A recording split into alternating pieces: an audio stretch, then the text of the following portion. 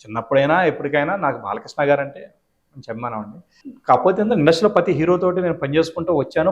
హీరోతో ట్రావెలింగ్ చేస్తున్నాను కాబట్టి ఇప్పుడున్న వాటిలో ప్రతి హీరో నేను దగ్గర నుంచి చూశాను కాబట్టి ప్రతి హీరోకి నేను ఫ్యాన్‌ని ఇప్పుడున్న పరిస్థితుల్లో. చిన్నతనంలో అయితే మాత్రం మెయిన్‌గా బాలకృష్ణ గారిని ఆయన చూసే నేను ఫీల్డ్‌లోకి వచ్చాను. ఓకే.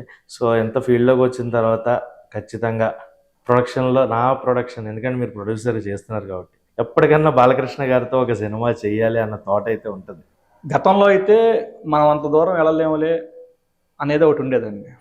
ఇప్పుడున్న పరిస్థితుల్లో నాకు పెద్ద టైం ఏం పట్టదండి. నాకున్న రిలేషన్‌లో, నాకున్న సర్కిల్‌లో, నా దగ్గర ఉన్న డైరెక్టర్లతోటి నేను గట్టిగా ట్రై చేస్తే మాత్రం ఎంబటే అయిపోద్ది. సో, ప్రొడక్షన్ పాయింట్ ఆఫ్ వ్యూలో ప్రొడ్యూసర్‌గా మీ అభిమాన హీరోని అంటే ఇప్పటిదాకా ఆయన చేయని జోనర్ లేదు, టచ్ చేయని ఇది లేదు. అవునండి.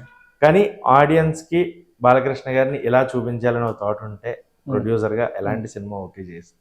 సమరసింహారెడ్డి 2 మామూలుగా లేదు సార్ మీ ఆలోచన అది. ఎందుకంటే నాకు అవకాశం కూడా ఉంది. నా గోపాల్ గారు నా గురువు గారు.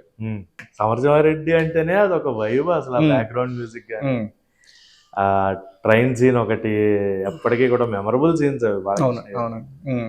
నేను ఒప్పించుకోగలుగుతాను, డేట్స్ తెచ్చుకోగలుగుతాను, సినిమా చేయగలుగుతాను.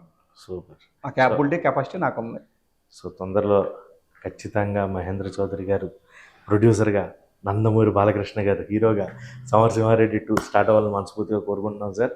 అండ్ ఇక్కడి నుంచి మీరు చేసేవన్నీ కూడా విజయవంతం కావాలని అండ్ ఆర్టిస్ట్గా కూడా మీరు ఇంకా మంచి పేరు తెచ్చుకోవాలి. ఏదైతే మాకు ఆ పోస్టర్ కనిపించిందో అది ఆ విలన్ క్యారెక్టర్లో మీరు వీరంగం చేయాలని మనస్ఫూర్తిగా కోరుకుంటున్నాం.